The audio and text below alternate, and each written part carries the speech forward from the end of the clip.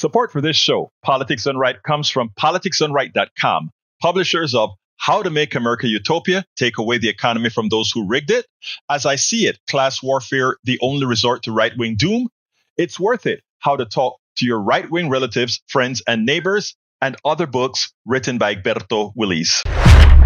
Welcome to one more edition of Politics Done Right. I have recently I've been doing stories, talking to people about their real stories occurring with their healthcare, how it's handled in different places. And luckily, yesterday I received an email from Jonathan Hall in Stavanger, Norway. I hope I said that right, Jonathan. That sounds right. And he had a story, and I asked him to come on to Politics Done Right to tell us a little bit about that. So, Jonathan, first of all, you are from the United States of America. Is that correct? That's correct, yes. And what blew you over to Europe, to Norway? Okay, well, that's another story. But in 1984, in the beginning of November of 1984, we had an election in the United States. I was working in Kentucky, in my hometown there, Lexington. And, that Wednesday, man, I looked at that big map with all those red states on it. And I said, the hell with this. I can't work with these people. I'm just gonna run, and I hung around to Thanksgiving, and then I was gone. Also, you are braver than most. A lot of people felt that way, and they decided to just, some were able to leave, and lucky you were able to get out and do what you wanted to do. But anyhow, one of the issues that I speak a whole lot about is Medicare for All. I speak a lot about healthcare. And what we find here is that we have a healthcare system that I consider very evil, but most Americans have a tendency to believe that this is the best you have. This is the best one can expect. I was happy to hear from you because you have a story to tell. So what I would love for you to do is to tell us your story with healthcare in Norway, where you're at right now. Okay. I've lived in Norway for almost 33 years now. And the health care that I have received myself has been excellent. Fortunately, thancfully, I haven't had any serious problems myself, but I've been in the hospital once for an appendicitis, and it was fixed, and I was there for several days. They wouldn't let me out until they were absolutely sure that everything was fixed. This is 15, 20 years ago. 2 years ago, our son, who was 17 at the time, got in a motorcycle accident. He had, as a result of that, he had massive brain trauma. And they put him in an induced coma. He was in an induced coma for about 6 weeks. After that, most of that time was in the ICU.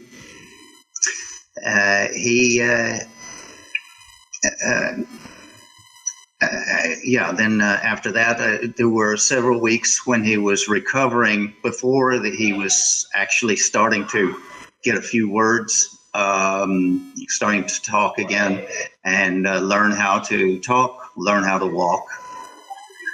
Then he was in rehabilitation in the nearby city of Bergen, a specialist rehabilitation center for trauma victims, with complete physical rehabilitation, physical therapy, speech therapy,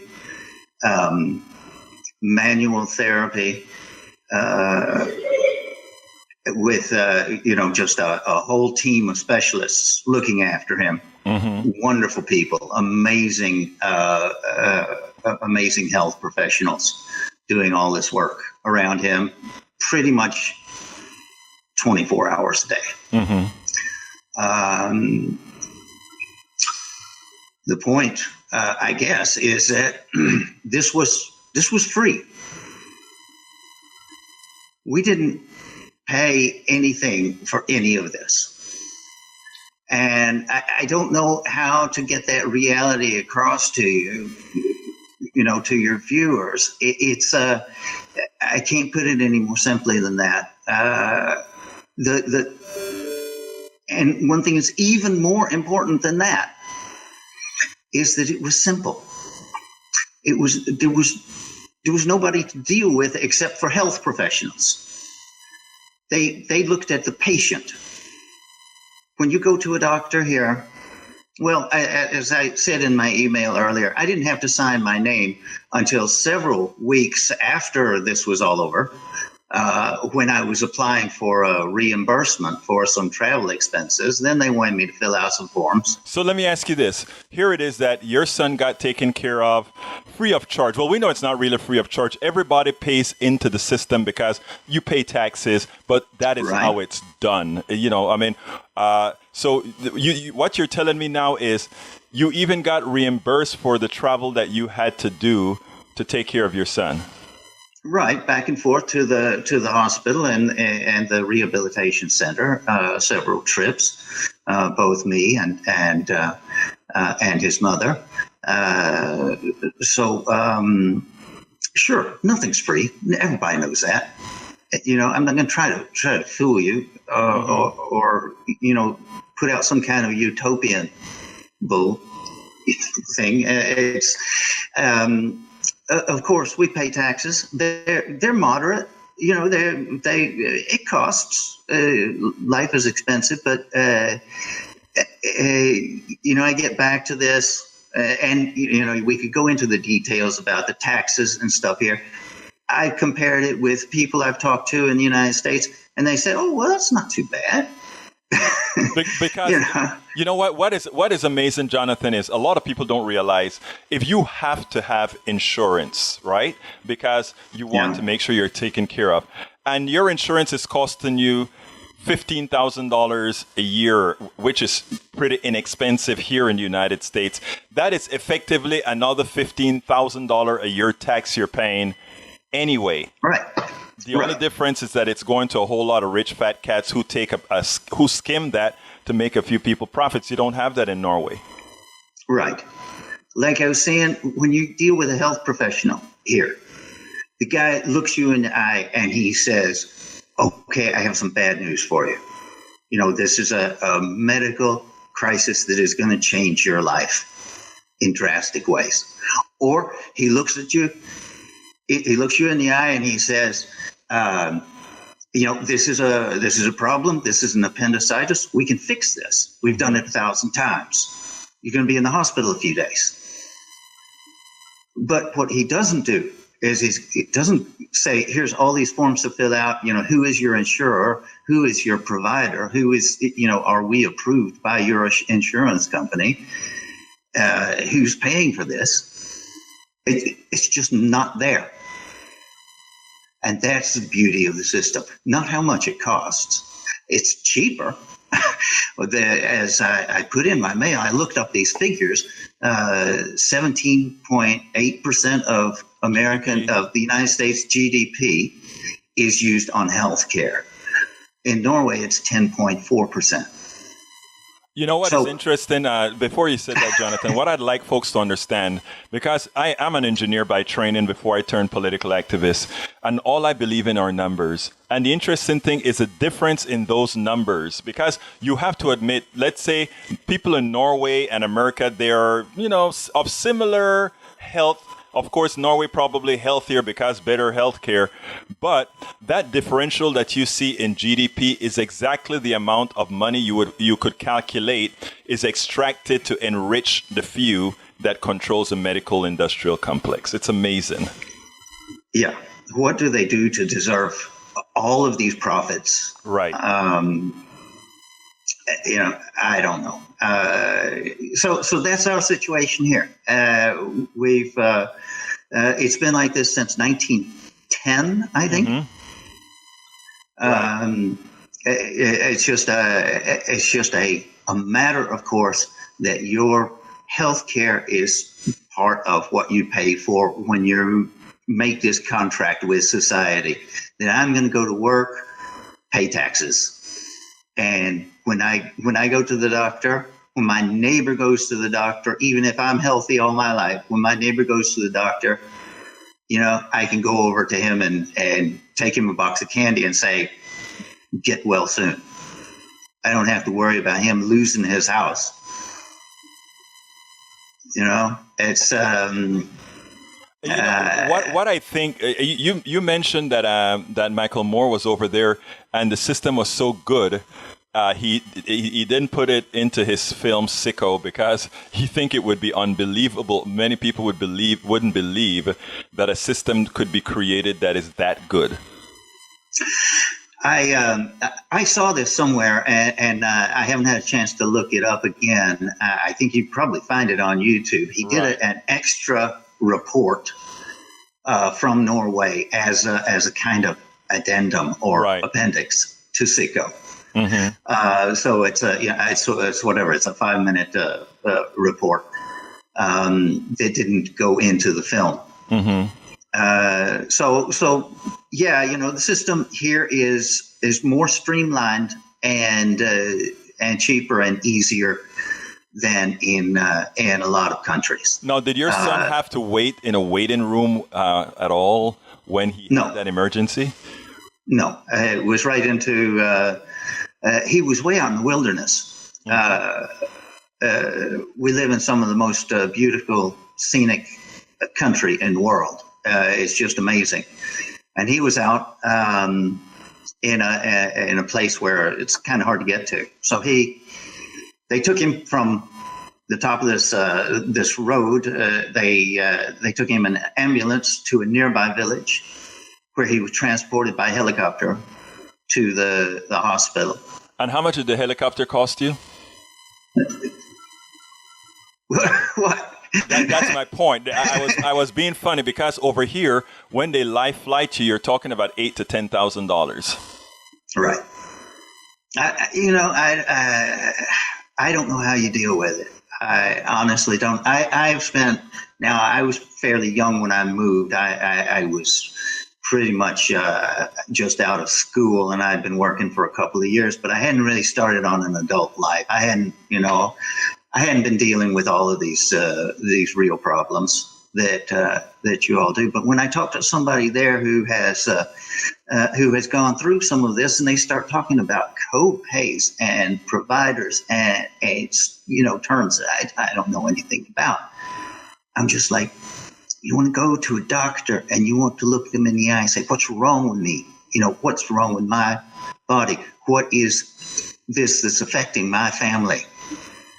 How are we going to deal with this? You don't want to go in there and start talking about insurance. Well, let me just tell you, my daughter just had a stroke 2 weeks ago. She's 20. Yeah, I heard about that, and I hope that She's doing much better than any of us would have expected, and in fact, she went to her first class less than 2 weeks after her stroke. She's still half blind in the eye, but my daughter is a trooper. She is a trooper. Yeah. But the thing about it, Jonathan, why I also wanted your story is you make it quite clear that you have an acquaintance that died at 50 years old in the United States. Tell us a story. Well, the story is that, you grow up with these people, and I've known this guy since I was 18 or so. We went to school together, and we worked together. We played in a band together. We worked at the theater together, and he was such a charming guy and so funny and so full of life and amusement and love of life. And he had some what started out as just minor health problems. He got some problems with his kidneys, and that didn't get taken care of because, as I put in my email, I said that he was a musician. I guess you'd call it an itinerant musician. He worked from day to day. He was always on the fringes of what we would call an adult employment situation. And over the years, he got his treatment in emergency rooms. Right. He couldn't afford to go anywhere else. So they would send him home as soon as they could. They would say, no, we can't treat this. We can give you something for the pain. We can put a plaster on it, but you don't put a plaster on, advanced, kidney stones and later on kidney failure that was treated in the emergency room. And with, I don't know about the admittance to the hospital at that time, but, it was just a complete fuck up. How can you deal with this without having just huge resources? So he, a couple of years before he died, there were several of us who realized how bad it was because he wasn't complaining about this. He was just going and fixing things up as best he could. And, we took up a collection. I don't know if it was together, it was a couple of $1,000s or something, but it was really nothing. And it was too little too late. It was a couple of years later that, somebody called me up and said, look, Matt went into the emergency room last night, and while we were waiting there, he had some kind of seizure, and they couldn't save him. So it's the wrong kind of treatment to give to a patient. Our system kills, and that's what I'm trying to express, Jonathan, to our audience is that we have a medical system that is not only corrupt, it's not only evil, it's not only immoral, but it actually kills. And people know that unhealthy, at least. Yes. And people know, people that run this system know that they're just using the people as income sources as opposed to trying to help them heal. I'm talking about those on the top. I'm not talking about the doctors. I'm not talking about the nurses. These are wonderful people, most of them. But the system just doesn't work. Look, in closing, what I want to talk to you about is, first of all, have you been back to the United States recently, or? I was there last time in October of 2016. Mm-hmm. And I was there in time to see the last debate between Hillary Clinton and Donald Trump. And I realized that, we were in real danger of having this guy elected. It was a shocking experience. I wasn't just in rural Kentucky that time. I was also in New Orleans, right, and Los Angeles. So I had, I got to see. I got some pleasure out of the trip as well. Okay. But sure, it's spooky to go back, and I'll be going back in a few weeks, and. I hope that, I wish everybody there the best. I think that America is so full of wonderful, amazing people. Yes. And they deserve better. Yes. And they deserve a democracy. They deserve to have one vote count, one vote, one person count. Not all of this rigmarole like we've had in Iowa, like we have with the Electoral College. I still vote. I'm going to vote in the global primary in the beginning of March, Super Tuesday. So you'll be voting, yeah. I'll be voting in November, of course. Well, let me tell you, Jonathan, I am going to post your videos and this interview, let people know what can be. And I am going to be doing a whole lot of these to ensure that we let Americans know that there's a better way. What we have here is a mainstream media that tries its best not to inform as they should. I mean, all our media have the ability to come out to Norway, to go to Sweden, to go to all these countries that have similar systems where people are taken care of, that our media don't do that tells us that it's a whole plutocracy that no matter what party is running, somehow they stick together to ensure that we have this corrupt, evil, and immoral healthcare system. Thank you so kindly, Jonathan Hall. Some final words that you'd like to say. Well, power to the people, just keep working, keep fighting, and take care of yourselves through all of this. Through all this corruption, we still live in a beautiful world, and we need to take care of each other. Jonathan Hall from... Thank you very much, Egberto. Muchas gracias from Stavanger, Norway. You have a wonderful day, sir. I appreciate you. Thank you very much. Yeah. Let's go to Coach Cam. Coach, how you doing? Berto, good morning. Top of the morning to you. Yeah, let me just first introduce you. Coach Cam is a precinct chair in the Harris County Democratic Party, an activist as well. And Coach Cam was a leader or one of the organizers of executing a very important feat yesterday at the CEC meeting.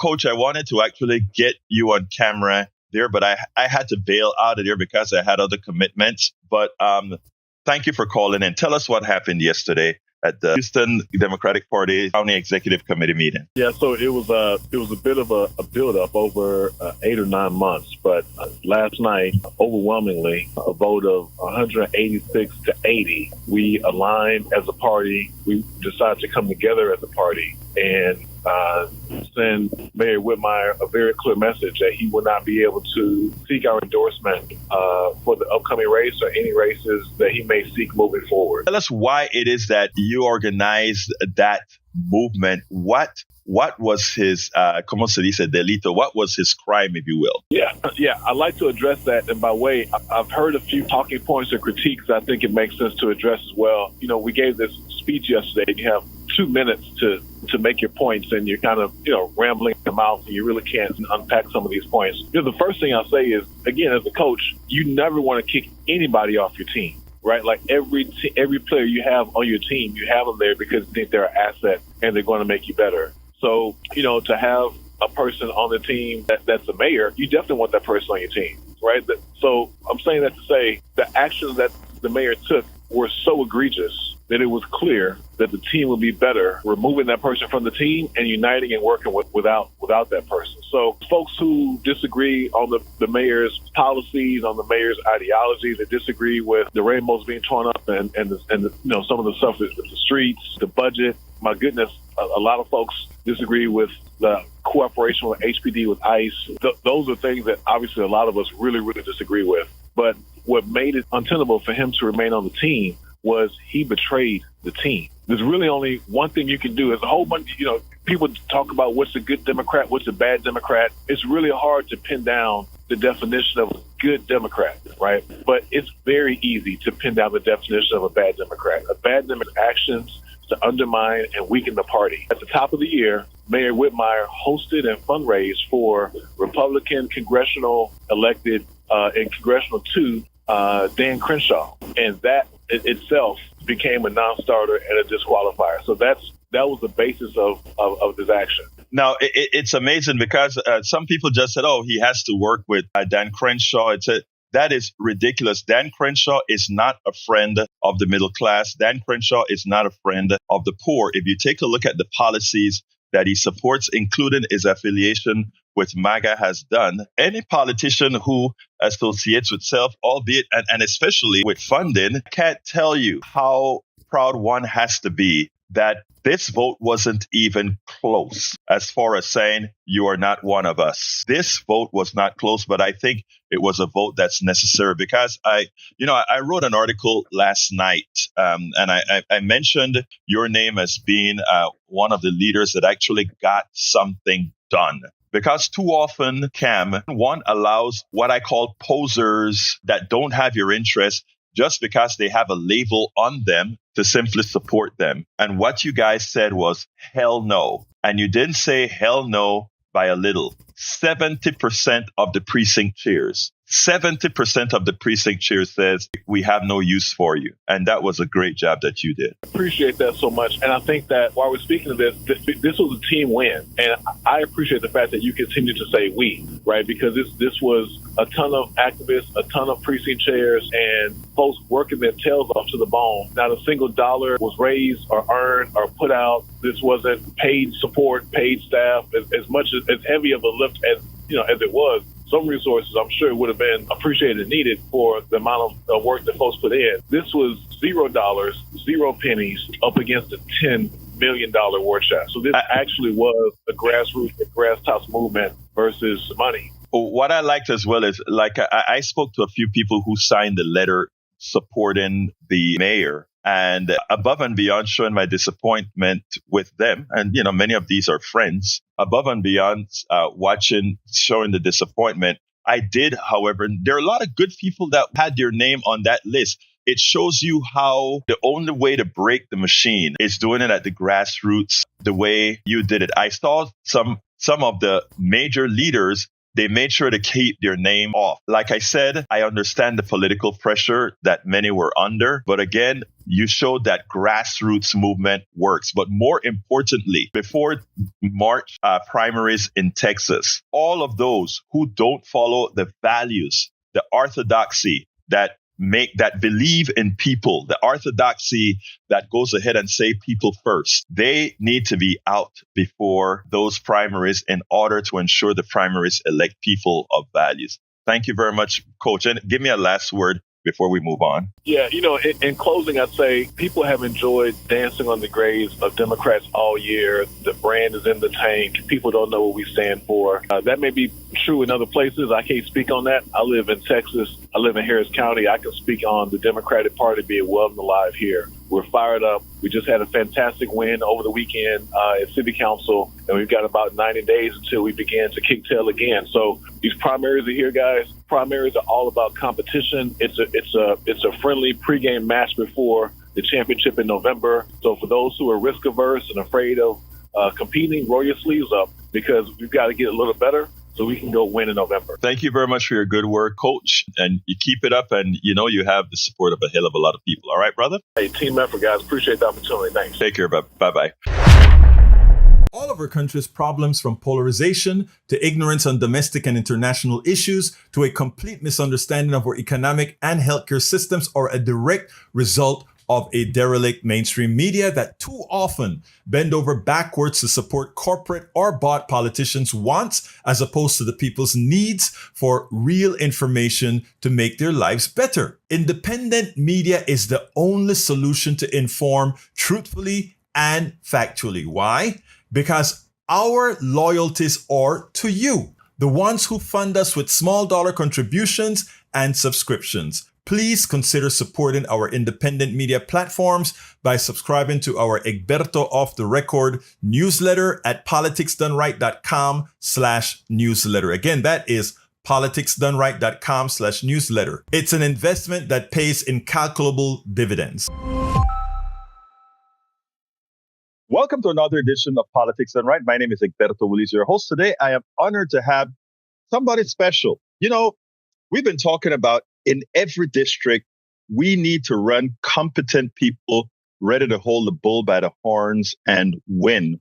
Well, let me just tell you, David Womack. David Womack enters the race for Congress in Washington's 5th district with a record rooted in service, leadership, and accountability. At retired Air Force colonel, he once led medical operations at Fairchild Air Force Base, taking responsibility for the health and readiness of tens of thousands of service members and their families. After uniformed services, he brought that mission home, running a rural hospital and later helping oversee healthcare delivery for more than 100,000 people. Those experiences shaped a worldview centered on dignity, access to care, and an economy that works for working families rather than corporate interests. In this interview, Womack explains why Eastern Washington deserves representation focused on people, not power. How you doing, my dear friend? I'm doing super, Egberto. How are you today? I am doing fine. Let me just tell you, I'm just happy that we have real folks making a race competitive in areas that many times people think are restricted to the other side. Yes. What specifically within your military and healthcare leadership convinced you that Congress needs somebody like you right now? Well, I think the military and civilian healthcare work that I've done has really shaped a lot of my worldview and my national view, all the way, from the dynamics that operate in those sorts of environments to the impact it has on real people. I've seen it in patients. I've seen it in staff inside my hospitals. I learned some of my biggest lessons from early in my career when I supervised housekeeping departments, laundry departments, food service operations for hospitals, those sorts of things. And especially in the whole area of healthcare, some of those people were working strictly for health benefits, and they were trapped in their jobs because we offered those in the hospitals and they couldn't get them, or their family couldn't get them elsewhere. So that's really shaped my worldview. But that's not what brought me to this decision. What brought me to this decision was that, several weeks ago, I was so down about what was going on in our country. And it was just, it was really eating at me, and it was starting to get to me and affect me personally. And I thought, I've got to reframe this somehow. I've got to think about this differently. And so I went for a walk in the park, and I'm blessed to have a park very near my house. And as I was walking, I was thinking, okay, how can I think about this differently? And the thought that came to me was that in crisis, there's opportunity. And so I kept walking, thinking, okay, what the heck's the opportunity here? And I started thinking that, the whole MAGA thing is going to end at some point. And we start to, and several weeks ago, when I first started thinking about this, we were starting to see cracks around the edges. And now we're starting to see much bigger cracks amongst MAGA. So either it's going to end because they're going to self-destruct, they're going to eat each other, which they seem to be starting to do. Or, God forbid, I don't wish it on anybody, but Donald Trump won't survive office. Or if we have free and fair elections next November, the House could put a stop to a lot of the madness just by having a blue House. We could throw a wrench in a bunch of the stuff. And then if the people are still as upset as they seem to be getting right now, and there's a really big blue wave in 28, we have the opportunity to get things we've never been able to get before. We could get universal health care. We really could. If we had it and the people stay behind it. We've been working on that since FDR, and we could finally pull that off. And then we could work on having affordable housing. We could put an end to the tariffs. The Constitution gives tariffs to Congress, not to the president. Well, Congress largely ceded a lot of that years ago, but Congress needs to take that back.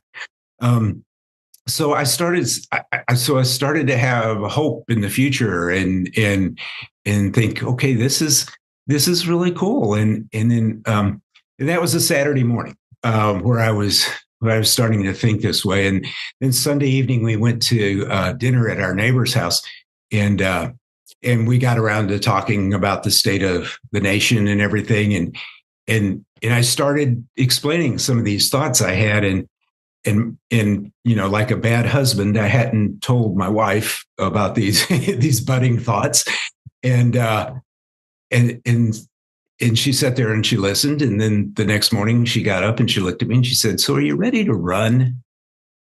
And I thought, wow. Okay, so we talked about it for a few days, the pluses and minuses, the other candidates in the race, and I talked to some of the local party leaders here, and I got really big thumbs up from them. So here I am, and that's kind of the origin story of this run here. And you would not imagine how much I love your origin story, brother. Let me tell you, especially You know, I am an activist. Yes, you are. I am all, and I do a lot of writing, but this is not what my first profession was. I was an engineer with a software development company. And like you, this is why your story is so, I mean, it touches me so warmly. When I gave up all of that, it was, I had an epiphany just like you did. I sat back and I said, this needs to change. This needs to change. Why isn't somebody doing something about this? Yeah. Then I said, if you keep asking why is somebody going to do something, when is somebody going to do something about it, then nobody's going to do something about it. Look in the mirror. And that's what you did. And that is the very type of person we need in Congress. Somebody that's going to say, we need these things done. Who's going to do it? Nobody else step up. I'm going to do it. First of all, let me just say one thing, brother. Future Congressman David Womack, that is what we need in Congress. So let me tell you a few things that I learned about your district. Okay. And the reason I want to do this is the following. This district is made for somebody like you. Here it goes. The Medicaid population in your district is about 30%. Yes. The SNAP people on SNAP in your district about 16.5%. Medicare in your population about between 18 and 19%. Social Security for those over 65, all on Social Security. Median age 38.9. Let me tell you something. That demographic doesn't fit the big, beautiful bill. That demographic doesn't fit everything that is happening in Congress right now. You just gave me a narrative. Your narrative, David, was imagine if we get enough of me in Congress, we can have universal health care. Yes. We can have all these things. There's not much to say to you, David, other than go to hell and win the thing. Well, that's what we're going to try and do. We're going to try and do it. And you talk about some of the unique factors in our district, and another one is the geographic landscape. Our district is huge. We go from Canada to Oregon. That's the borders, north and south. On the east is Idaho, and on the west is kind of the Columbia River. It kind of wiggles the state there a little bit, but it's huge.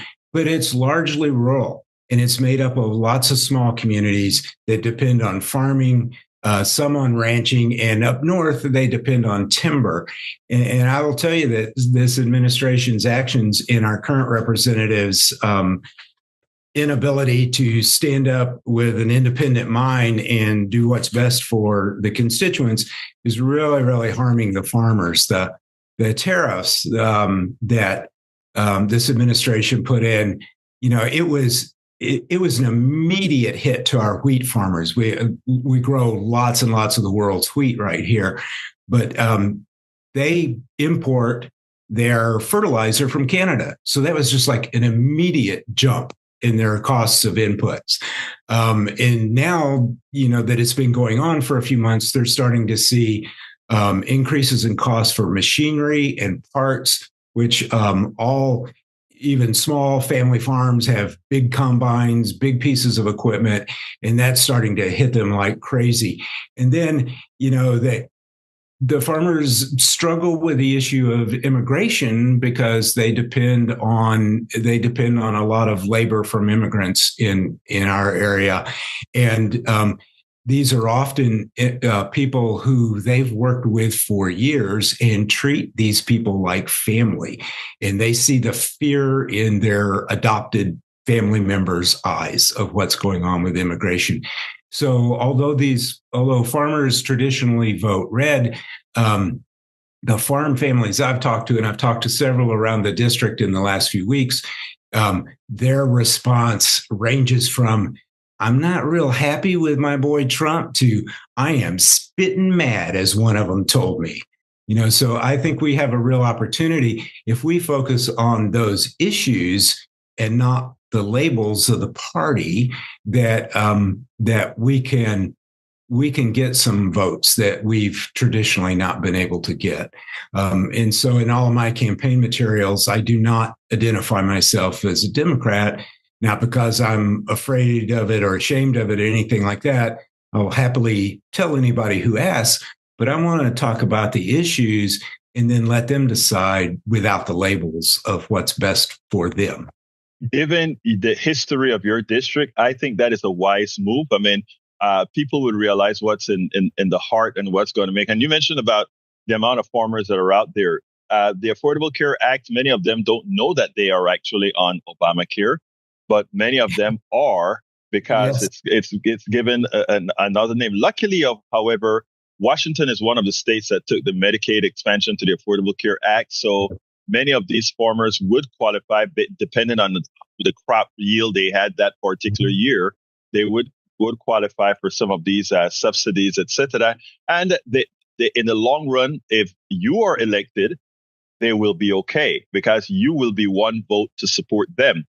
There's one thing that I don't think you mentioned, and that is with the angst that we have been given Canada, a lot of tourism that normally comes from Canada into your border cities, border towns, I should say, are affected severely with the tariff and the angst that Trump is giving them, correct? Absolutely. Border crossings from Canada are down 25% this year. And those are people that were crossing the border to spend money. I mean, that's what they were doing. They were coming in for tourism. And you talked about border towns, and we don't have a whole lot of really big border towns across the top of our state. It's pristine wilderness up there. Right. It's still down 25%. They were coming a little further down into the state. But, I was in Vermont and Plattsburgh, New York earlier in the summer for a little vacation and family thing. And everywhere we went last summer in those towns along the border up there, the businesses were all flying Canadian flags. Some of them in addition to American flags, but some of them just flying Canadian flags. And they had signs out front that said, "We love our Canadian neighbors." And who could not love Canadians? They're the nicest people in the world, Yeah. So at least that's my experience. Oh, my experience have always been good with Canadians, always. Now, look, the Eastern Washington, where you're located as well, struggles with hospital closures, provider shortages, and rising costs. What concrete federal actions would you prioritize to stabilize and expand rural healthcare to those farmers you spoke to me about, to those loggers you spoke to me about, and many of those others in your vicinity? So one of the first things that we have to do is we have to do away with the cuts that have been done to Medicaid,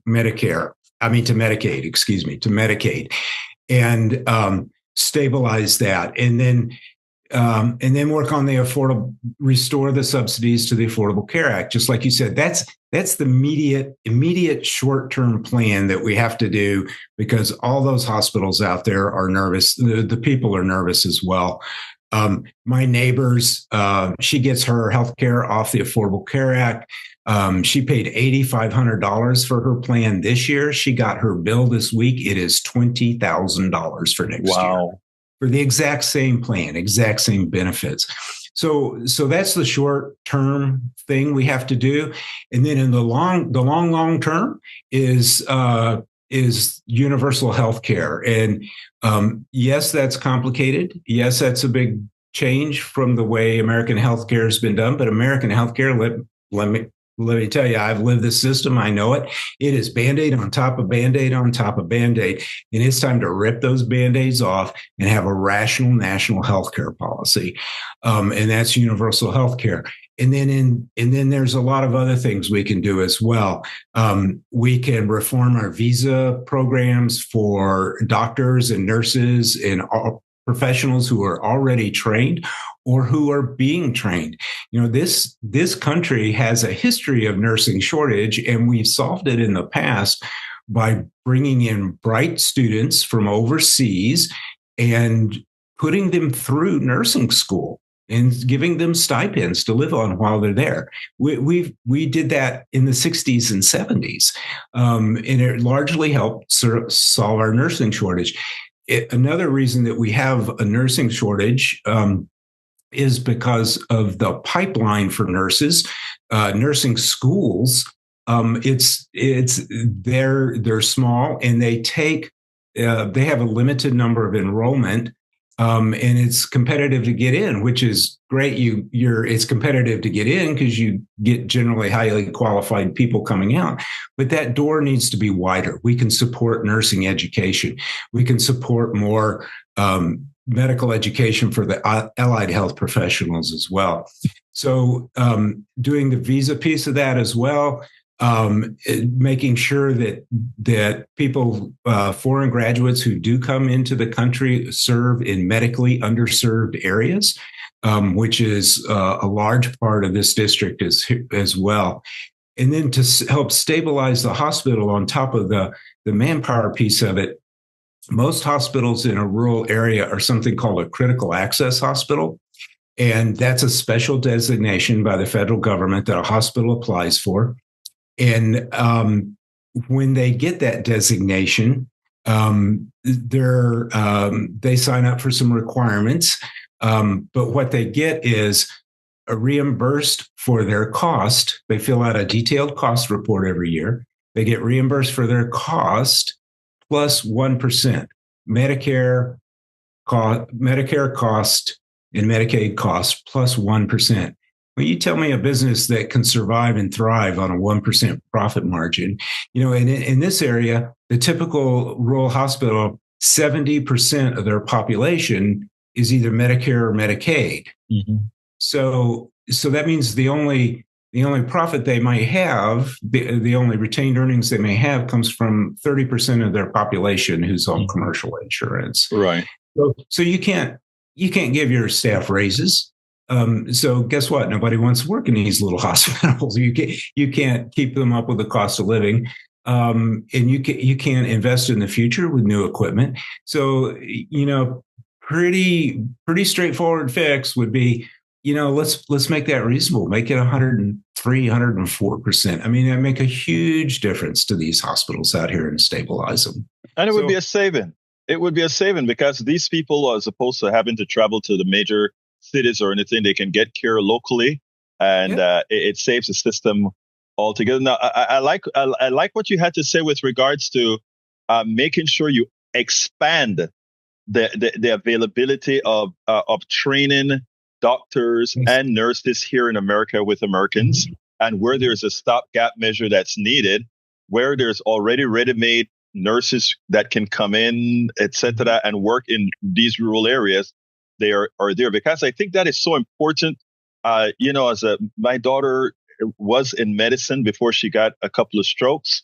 And one of the things that she pointed out often was how difficult it was for Americans to be to get a medical degree or to get a nursing degree because of the expense and so forth. And a lot of hospitals believe, we can get ready-made nurses that are already trained, ready-made doctors that are already trained.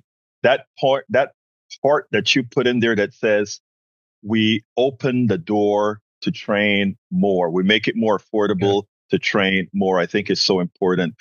Now, the middle class in the district faces wage stagnation as well, not only in the medical area, but throughout the district. What kind of plans would you have to attempt to make that better in your district?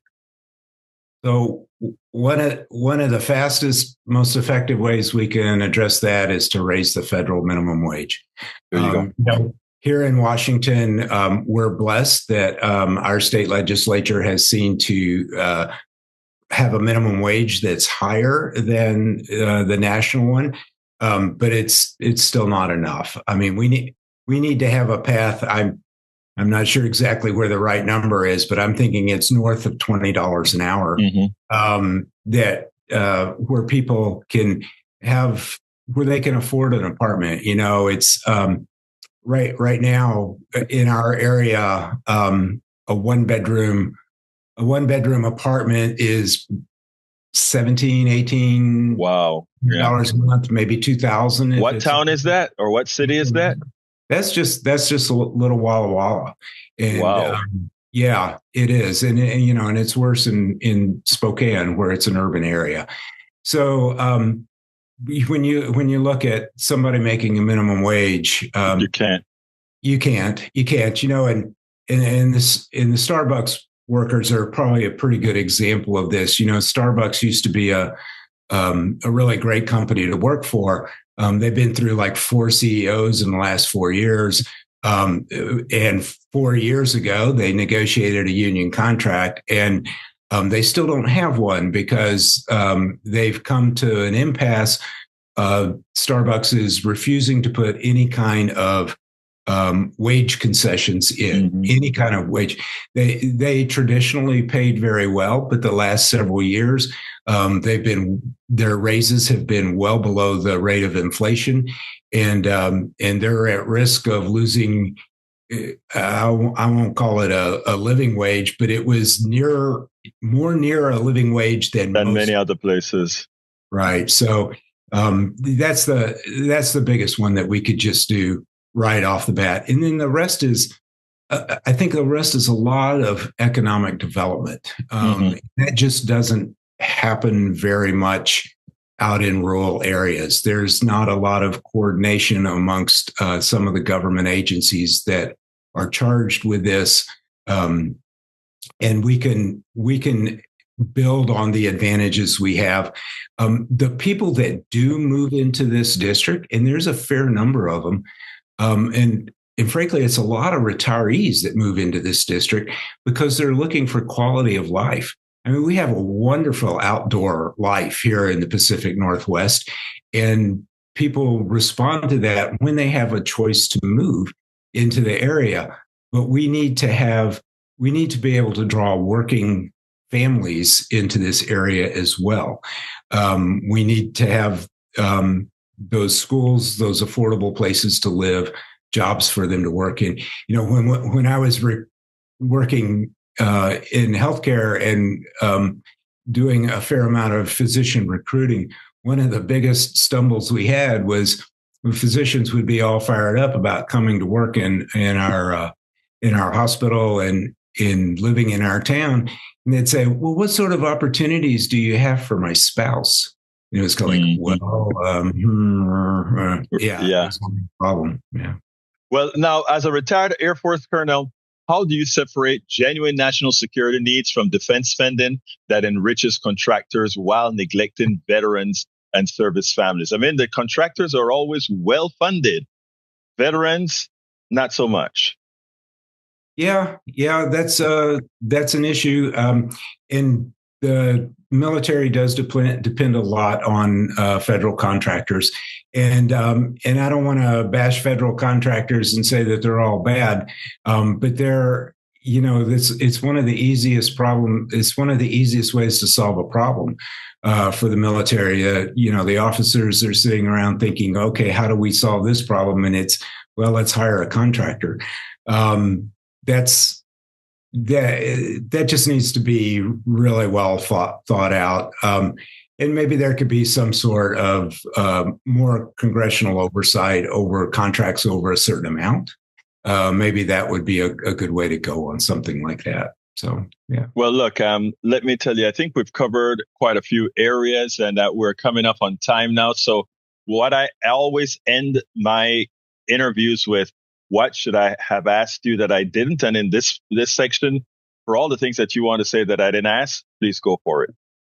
Okay. Well, thank you, Egberto, for this chance to talk with you and all of your viewers as well.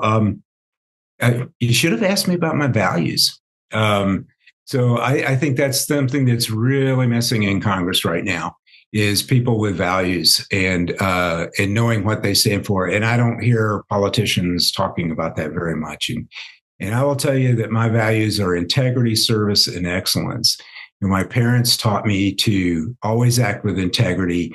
My faith taught me to serve all. And the Air Force taught me to lead with excellence. So that's what I try to do every day. It's guided my life. And I think those values would be a great thing for Congress to adopt. In fact, all of government. Integrity first, and we're here to serve the American people. and we're going to do it with excellence. One of the things I've always hated is the phrase "it's close enough for government work." Nobody in government should say guilty. That. Nobody in government should ever say that. You know what they should say instead is, you know what, that's not close enough for government work. We should change the standard there as well. The other thing I want to talk about is how I will work in Congress. And you notice the word I use the word work. Too many politicians talk about, I'm going to fight for you. Well, fighting is what's got us to where we are today. We elect those politicians and then they go to Congress, to the other Washington, and they don't fight for us. They fight each other. It's crazy. Fighters create enemies and they leave casualties. I'm not going to fight. I'm going to work. And I'll work with anybody who will roll up their sleeves and work for the people of Eastern Washington and the people of America. I'm going to work there like I worked in the hospitals and healthcare when I was doing that, which is I listen to other people first. I hear what they have to say. We discuss things. We collaborate. We build alliances across ideologies to get to a goal. And I think that can work in Congress. And maybe I'm naive and just a wild-eyed optimist, but I think that's the way to go, because at least what we're doing right now just isn't working. So so that's my that's what you didn't ask me about. well, let me tell you, I didn't ask it, but rest assured, it was inferred. Because again, the answers of everything that you gave, one could infer your values from it. But let me tell you, even better, no, that's not naivete. If more people like you decided I'm going to serve, then we'll get exactly what we deserve, which is good government. We the people, good government. Let me just tell you, David, it has been a pleasure for me to interview you. I really have high hopes that this is the year that many districts like yours will pull it through with good participants who have our well-being at hand right now. So again, I want to, first of all, thank you for wanting to serve. I hope this also encourage others to do exactly what you're doing. So thank you for being on Politics Done Right. Support for this show, Politics Done Right, comes from politicsdoneright.com, publishers of How to Make America Utopia, Take Away the Economy from Those Who Rigged It. As I See It, Class Warfare, The Only Resort to Right-Wing Doom. It's Worth It, How to Talk to Your Right-Wing Relatives, Friends, and Neighbors, and other books written by Egberto Willis.